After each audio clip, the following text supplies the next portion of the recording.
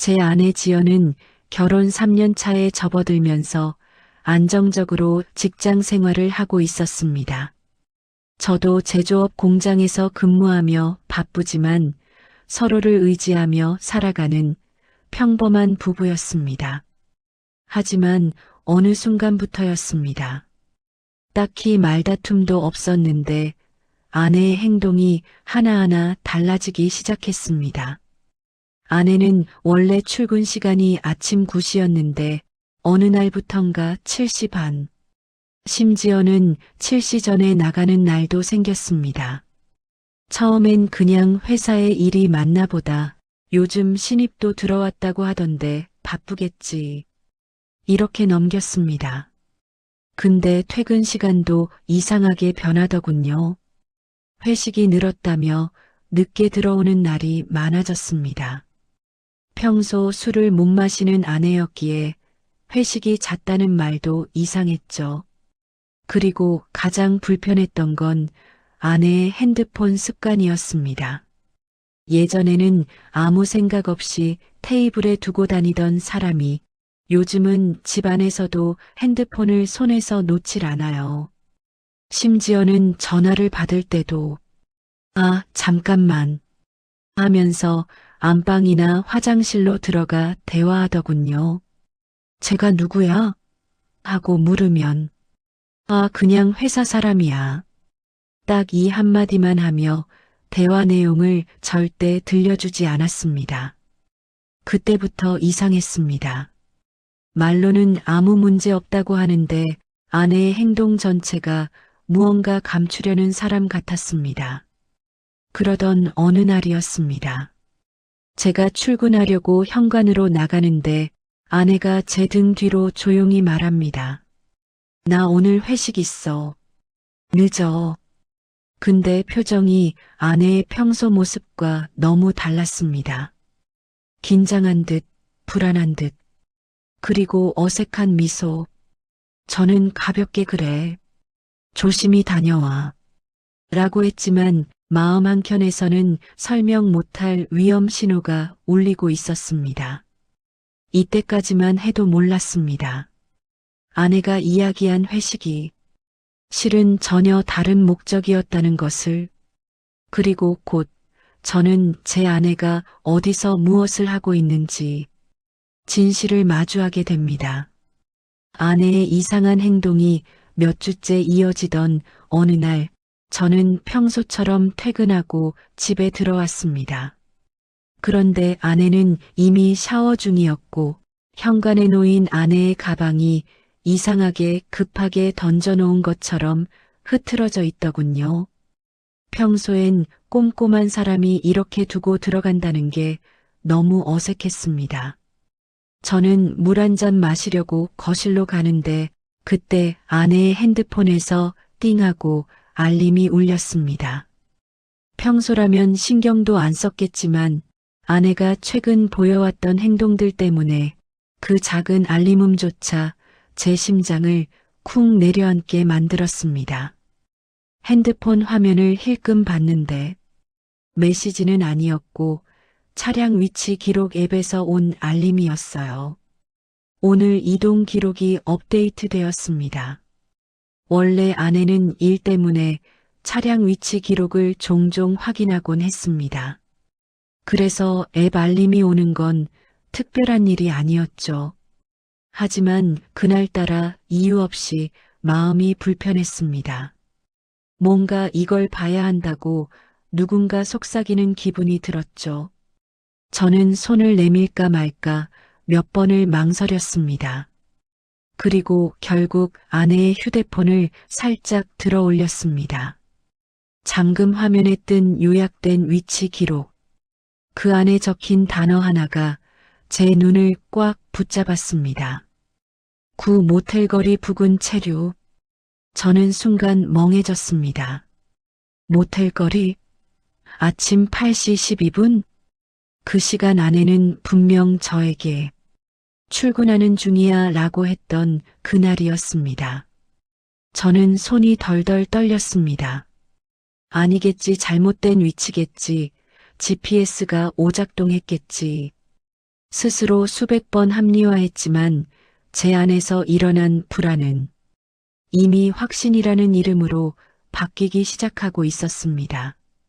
그때 화장실에서 샤워를 마친 아내가 나왔습니다. 여보 왔어? 왜 그래?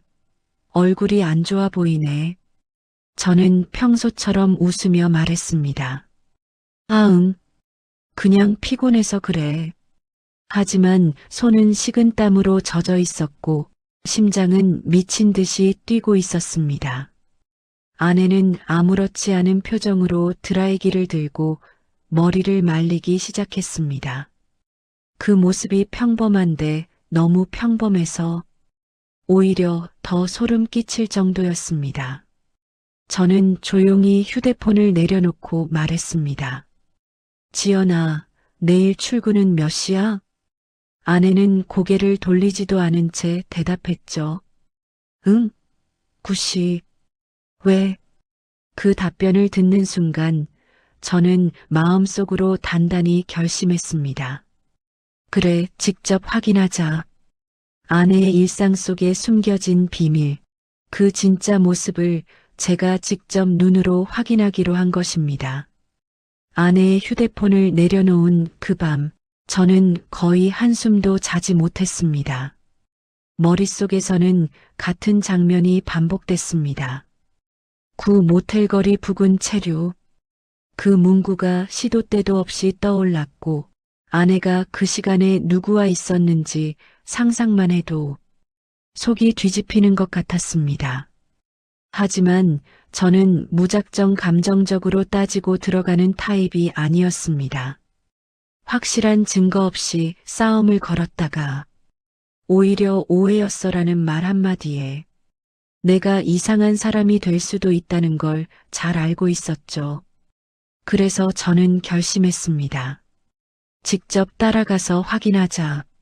내 눈으로 보고 내 손으로 증거를 잡자. 그날 밤 저는 다음날 필요한 모든 걸 준비하기 시작했습니다. 휴대폰을 꺼내 아내의 차량 위치 기록 앱을 제 폰에도 연동했고 배터리팩을 주머니에 챙기고 가방에는 작은 카메라와 녹음 앱을 미리 켜둔 보조폰도 넣었습니다. 그리고 거울 앞에 서서 제 얼굴을 한참 바라봤습니다.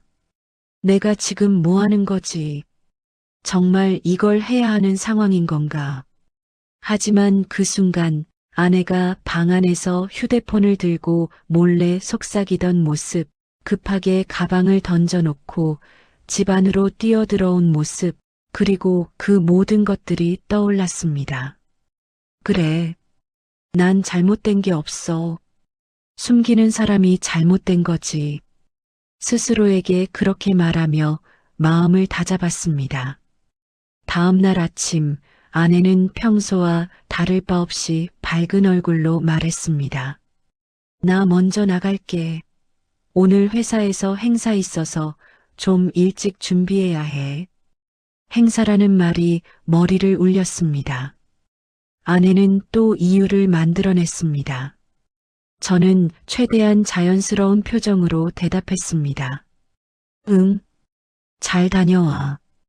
아내가 문을 닫고 나간 뒤 저는 바로 차 열쇠를 들었습니다.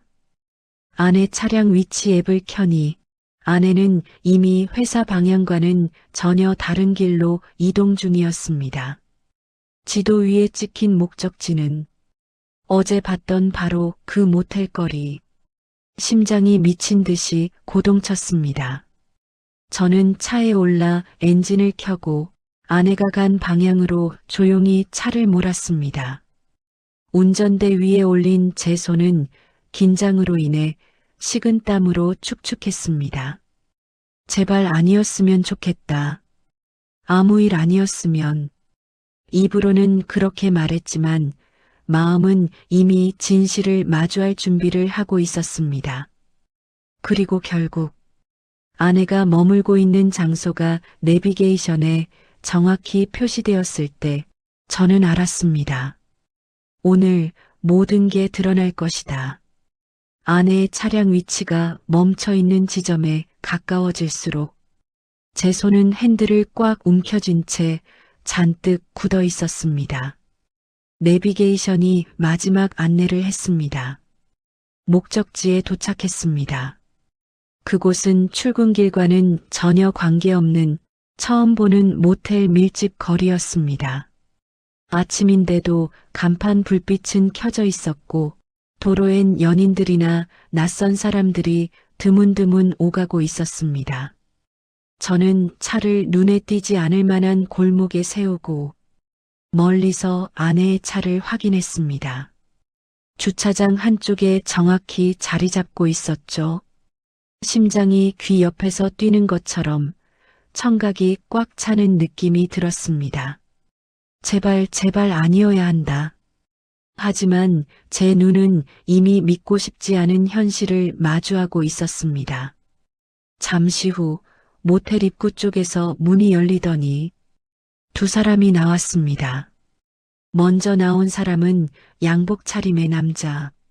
키가 크고 어딘가 익숙한, 그리고 그 남자 뒤로 머리를 질끈 묶은 아내 지연이 환하게 웃으며 걸어 나왔습니다. 제 심장은 멈춰버린 것 같았습니다.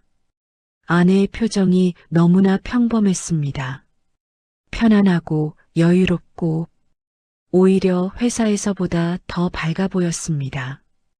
혹시나 해서 눈을 비볐지만 현실은 변하지 않았습니다. 남자가 말했습니다. 오늘은 내가 아침 다 사줄게. 어제 좀 피곤했잖아. 아내는 남자의 팔을 가볍게 치며 말했습니다. 아니거든. 나 멀쩡했거든. 둘은 장난치듯 웃으며 걸어 나왔습니다. 그 남자, 저도 이름을 알고 있었습니다. 아내 회사의 팀장, 아내가 가장 믿고 따르는 상사라고 칭찬했던 사람. 그 순간 제 모든 생각이 하얗게 비어버린 듯 했습니다. 왜인지 모르겠지만 눈물이 나지 않았습니다. 분노도 슬픔도 배신감도 모두 느껴지지 않았습니다. 그저 이게 현실이구나 하는 감각만 뚜렷했습니다. 저는 최대한 침착하게 보조폰으로 영상을 켰습니다. 그리고 아내와 그 남자가 나란히 걷는 모습, 서로 다정하게 웃는 모습, 아내의 차량이 모텔 주차장에 세워져 있는 모습까지 모두 하나씩 기록했습니다. 그들의 대화까지 작게나마 녹음기에 담겼습니다. 오늘은 진짜 재밌었어. 우리 이렇게 자주 못 보니까 더 좋지. 조용히, 정확하게, 그리고 냉정하게. 저는 그 모든 순간을 증거라는 이름으로 저장했습니다. 그러고 나서 천천히 차문을 닫고 아내가 떠나는 방향과 반대쪽으로 차를 몰았습니다. 운전대 위에 떨어진 제 손은 얼마나 떨렸는지 제 의지로 멈출 수조차 없었습니다. 그때 저는 깨달았습니다. 이제 되돌아갈 수 없다는 것. 부부 사이의 신뢰는 이미 완전히 무너졌다는 것. 진실은 확인했습니다. 이제 해야 할 것은 복수뿐이었습니다. 아내와 상사가 모텔에서 함께 나오는 모습을 본 다음 날, 저는 평소처럼 아무렇지 않은 척 집으로 돌아갔습니다. 집 문을 열자 아내는 환하게 웃으며 말했습니다. 여보, 나왔어. 오늘 왜 이렇게 일찍 들어왔어? 저는 미소를 지어 보였습니다. 그 어떤 티도 내지 않았습니다. 그냥 피곤해서 일찍 들어오고 싶더라고. 아내는 평소처럼 제 옆에 와서 팔짱을 끼고 오늘 회사에서 정말 힘들었어라며 또다시 거짓말을 늘어놓았습니다. 저는 아무 말도 하지 않았습니다. 이미 진실을 받기에 아내의 말이 공기처럼 허무하게 들렸습니다. 그날 밤 아내가 잠든 뒤 저는 조용히 거실 불을 켜고 테이블 위에 노트를 펼쳤습니다. 그리고 차근차근 적기 시작했습니다. 지연아, 어떻게 이런 짓을? 내가 가정을 이렇게 만들려고 결혼한 거니? 제 부모님은 아버지가 무겁게 한숨을 내쉬고 어머니는 눈가를 닦았습니다. 그 분위기 속에서 아내는 더 크게 울음을 터뜨렸습니다. 저의 마지막 말. 저는 아주 차분한 목소리로 말했습니다. 지연아, 사람 마음이 변할 수는 있어. 근데 그걸 숨기려고 나를 속이고 우리 가족까지 속여가며 유지하는 건 그건 사랑이 아니야. 아내는 바닥을 보며 울부짖었습니다. 나도 내가 왜 그랬는지 모르겠어. 정말 미안해. 제발 다시. 저는 고개를 저었습니다. 우리는 여기까지인 것 같아. 그 말이 끝나는 순간 아내의 울음은 절규처럼 터져나왔습니다. 하지만 저는 더 이상 흔들리지 않았습니다. 이별이라는 건 누구에게나 쉬운 선택이 아닙니다. 하지만 상처를 견디며 사는 삶을 선택하는 것보다는 이제라도 자신을 위해 다시 걷는 게 더 용기 있는 결정일 때가 있습니다. 그날 저는 마침내 그 결정을 내렸습니다. 아내와의 관계는 그 자리에서 조용히 그러나 완전히 끝이 났습니다. 식탁 위에는 아무도 손대지 못한 음식만이 남았고 저녁 모임은 자연스럽게 끝이 났습니다. 부모님들은 서로 눈치를 보며 먼저 자리를 떠났고 아내는 집에 남아 계속 울부짖었지만 저는 더 이상 아무 말도 하지 않았습니다. 그날 밤 저는 다른 방에서 잠을 잤습니다. 아내의 흐느낌이 미약하게 들렸지만 제 마음은 이미 닿지 않는 곳에 있었습니다. 이혼 절차는 빠르게 진행되기 시작했습니다. 아내는 합의하자며 여러 번 찾아왔지만 그때마다 저는 같은 대답을 했습니다. 미안하지만 돌이킬 수 없어. 그녀도 결국 모든 걸 받아들이는 듯 더는 저를 붙잡지 못했습니다. 아내와 함께 있던 상사는 모든 증거가 회사로 전달되면서 감봉징계 조치는 물론 결국 자리에서 물러나게 되었다는 소식을 들었습니다. 그는 마지막으로 저에게 문자를 보냈습니다. 미안합니다. 저는 답하지 않았습니다. 누군가를 무너뜨린 사람에게 그런 사과가 무슨 의미인지 알고 있었기 때문입니다. 저의 새로운 일상 몇 달이 지나 저는 조용한 원룸으로 이사했습니다. 처음엔 빈 공간이 낯설어 어색했지만 어느 순간 문득 깨달았습니다. 아, 이렇게 조용한데도 마음은 편하네. 혼자 마시는 커피도, 혼자 걷는 퇴근길도 훨씬 가볍게 느껴졌습니다. 제가 버린 건 결혼이었지만 되찾은 건 제 삶이었습니다. 배신은 산산이 부수는 경험이지만 우리는 새로운 선택을 할 수 있습니다.